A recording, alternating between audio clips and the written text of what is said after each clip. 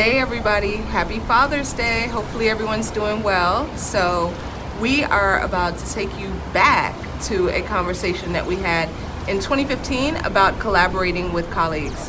Hopefully you like this one and I'll see you soon.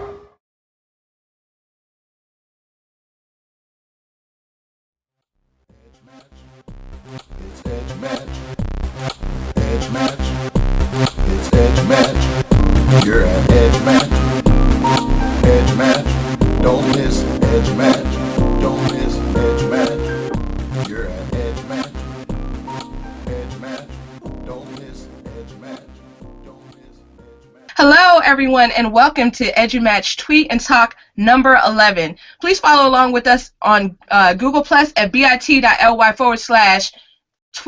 Talk 11, as well as on Twitter with our hashtag EduMatch. So check us out on the web at edumatch.education if you want to be our featured person of the day. You just fill out the Google form there and give us some information about you, and then we tweet it out over the course of 24 hours, and it's just really, really cool. So tonight's topic is all about collaboration, the reason that we are here. So without any further ado, I'd like to turn it over to our moderator for tonight. So Shayna, here you go.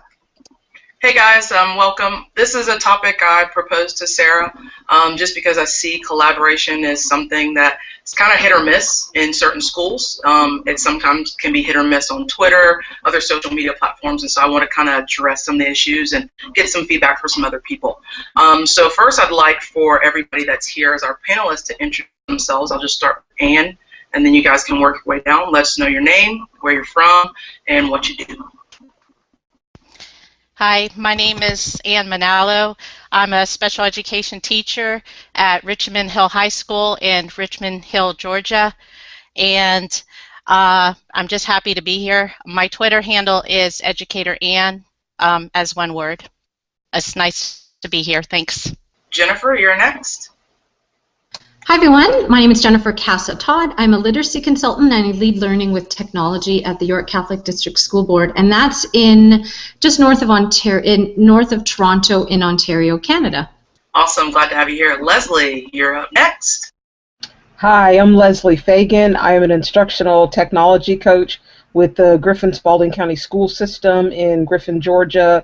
Happy to be here with you all to talk about collaboration. Hello everyone, Sarah here from the DC metro area. I am a brand spanking new high school technology teacher after 11 years being in the K-8 world, so very happy to be here. Mr. Hughes from way down in Rio de Janeiro, go ahead and introduce yourself.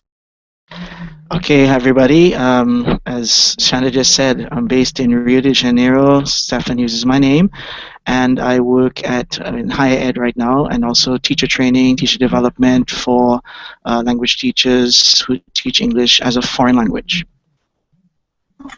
Awesome. And last but not least, Ms. Valerie Lewis.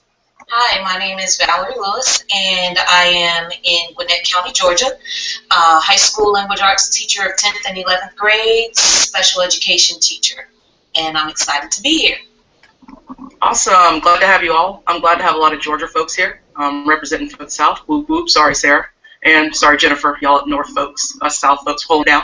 All right, first question is, what are some components you guys have for really functional, awesome collaborative experiences in an educational setting? So, Ann, I'll start with you. It was very hard to just reinvent the wheel here, so I am also a member of the Council for Exceptional Children, and I found a really good resource. And for the purposes of this chat, I'm referring collaboration to Lynn Cook and Marilyn Friend's meaning of collaboration, and which means where there's at least two working together with making shared decisions.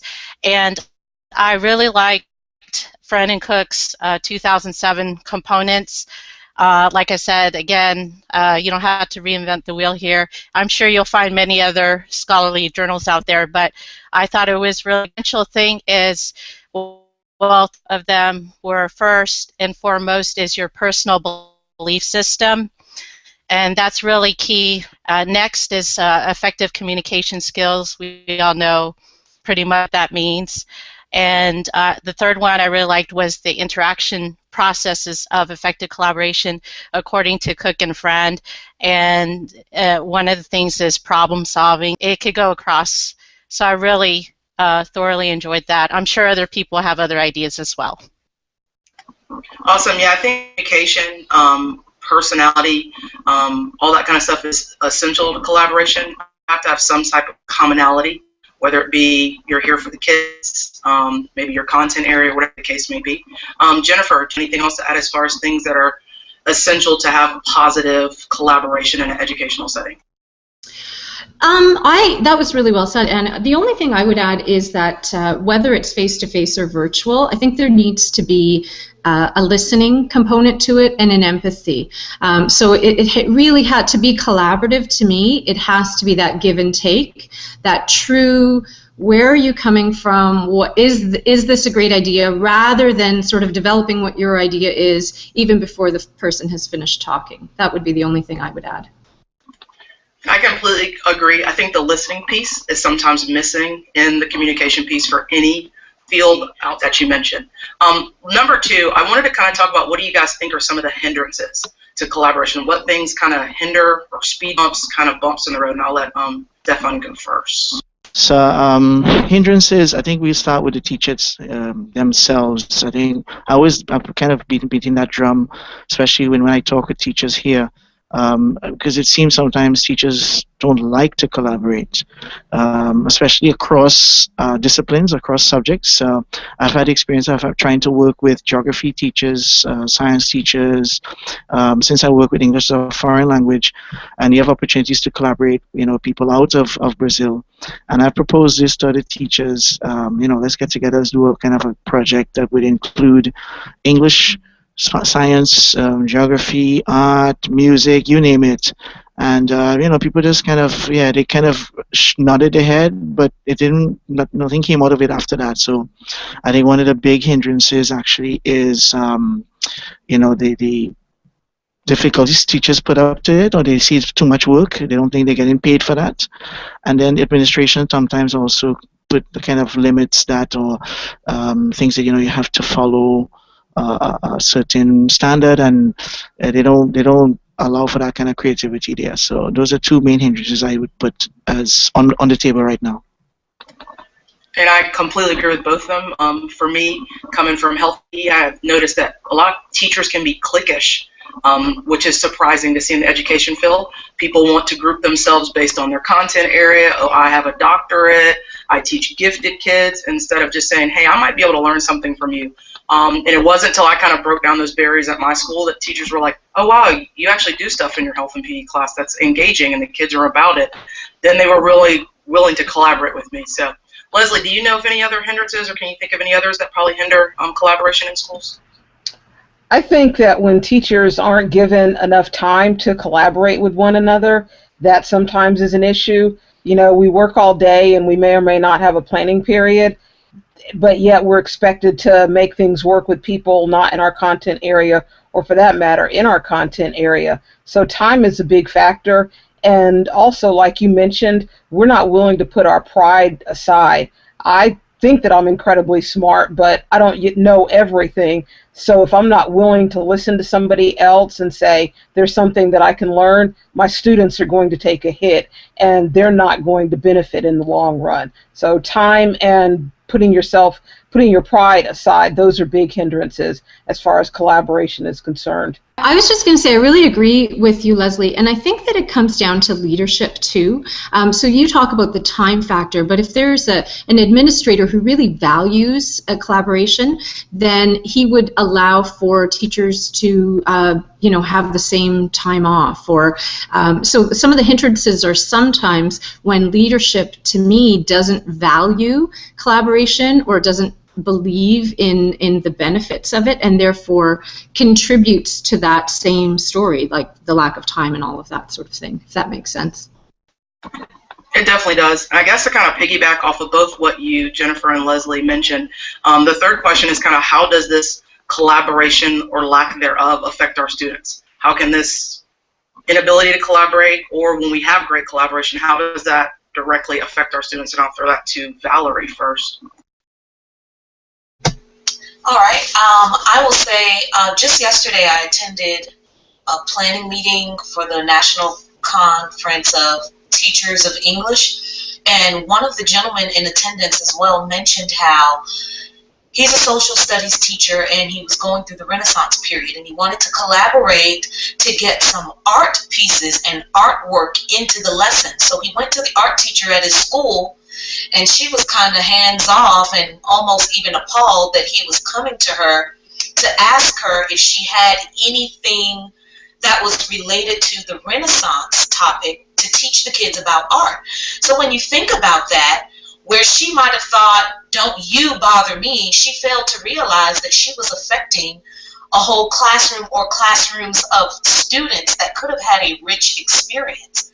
And so to speak to that, we have to remove self, and we have to always remember that our jobs are about the students. It's student-centered, regardless of our agendas, because we all have them. It is always about the students. So without that collaboration piece, the kids, you know, they miss out. And it's more than just cooperating, because there is a difference as well. You don't want to just go with the flow and it's not something that you don't believe in, but you truly want to collaborate versus just cooperate. Awesome. And like you said, it all goes back to, are we doing this for the students, and is this beneficial for the students? Because that's ultimately why we are in the educational field, or what we should be. And then the last question I'm going to propose or send to Sarah, because you're going to a new environment. How do you kind of bring together collaboration? How do you, as a connected, you're a super connected educator, how are you going to bring that kind of camaraderie and collaboration to your new environment? Or how can you encourage somebody to maybe bring some more collaboration to the environments? Well, I have to say in this case that I am extremely fortunate. I was very surprised to find when I got to my new school that my team is like connected already. So I'm just like, yes, this is just so amazing. So right now, you know, I was used to kind of being the connector of people, but now I'm kind of trying to figure out where exactly my role is, you know, kind of changing hats in a way, and I'm loving it. Just looking forward to building and continuing to collaborate with my team. I'm learning so much from them. They are phenomenal. So that's pretty much where I stand right now. Awesome. I think it also kind of piggybacks off what Leslie mentioned before about pride. I think when you go into a new environment or when you're collaborating, you have to realize that it's not about you. It's about what you can bring to the group. And what you bring to the group is different than Sally Sue, the teacher who teaches this, Betty who teaches this, Bob who teaches that. I think a lot of times teachers cannot push aside pride, which is unfortunate. That kind of, to me, is the biggest hindrance with collaboration, like Leslie mentioned. But I think being able to go to a new environment and collaborate is like huge. So that's awesome. Anybody else want to give suggestions on how we can improve collaboration in our own buildings or situations? Well, I feel like I'm talking nonstop, but here I go again. I really think it's important, as Sarah does, and so many of us do, to model it and celebrate it, because I think that enthusiasm really catches, and I think rather than sort of being negative about the people not connecting, when they start to hear our stories, they get excited by that. And I think that's really important. And I also think we have to recognize that people are different stages. So where I might be, because I joined Twitter 5 years ago, is very different from where a new teacher might be. And I think we just have to be cognizant of that and celebrate all the baby steps. And that comes in back to your piece before, Jennifer, about listening. If we're listening, we're able to take where people are and kind of help them move forward in a positive direction. Anybody else have anything else to share about collaboration? I'd like to say one more thing. This is the beginning of a new school year. There are a lot of new teachers who have joined our ranks. And to help encourage them, if we reach out and collaborate with them, I think that may cut down on some of the frustration that new teachers feel, because they're already overwhelmed with a new job, new responsibilities. So if we share with them some of the things that we're doing, and also listen to them, because they have a fresher perspective than we do. So that would be something beneficial to us as veteran teachers and as the new teachers. They can work with us and we can work with them. everybody wins in the end. I'll add to that and just also say that we're all learners at the end of the day. And so despite the fact of the content that we may be teaching, language arts, math, social studies, a well-rounded teacher wants to know a little bit about everything. We know that we can't be experts in all content, so who better to learn from than our colleagues that may be well-versed in those other areas. So not only are we focusing on the students as learners, but we must always remember that we are also lifelong learners as well. Yeah, just to kind of round off what Vinny has, touching on a bit of the points that has been raised, what Leslie said, what Jennifer also said. I think if we give, as we think that the whole thing about listening to the teachers when they come in, the new teachers, if we showcase all of the teachers. The teachers get a chance to showcase their talents, showcase what they can do, even if they are newbies, older, seasoned teachers, if they feel that they can actually share something. Because I think more and more, if we get people to think, yes, I can share something, that what I have is unique, my experience is unique, and it adds to that. And it touches on what Anne talks about, problem solving, collaborative problem solving. Because when we have collaborative problem solving, everybody has something different to bring to the table.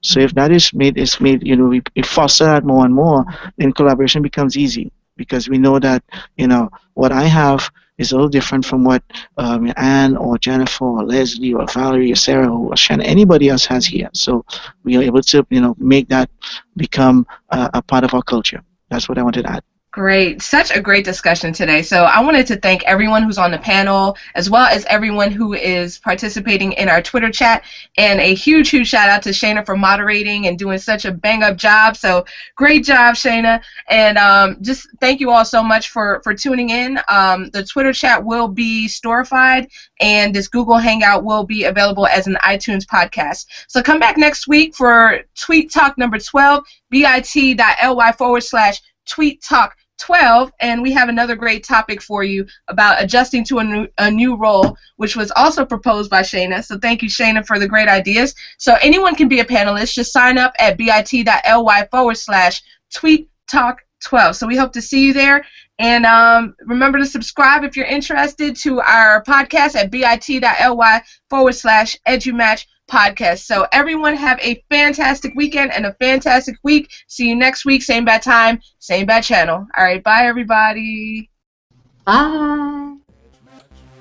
It's Edge Match. Edge Match. It's Edge Match. You're at Edge Match. Edge Match. Don't miss Edge Match. Don't miss Edge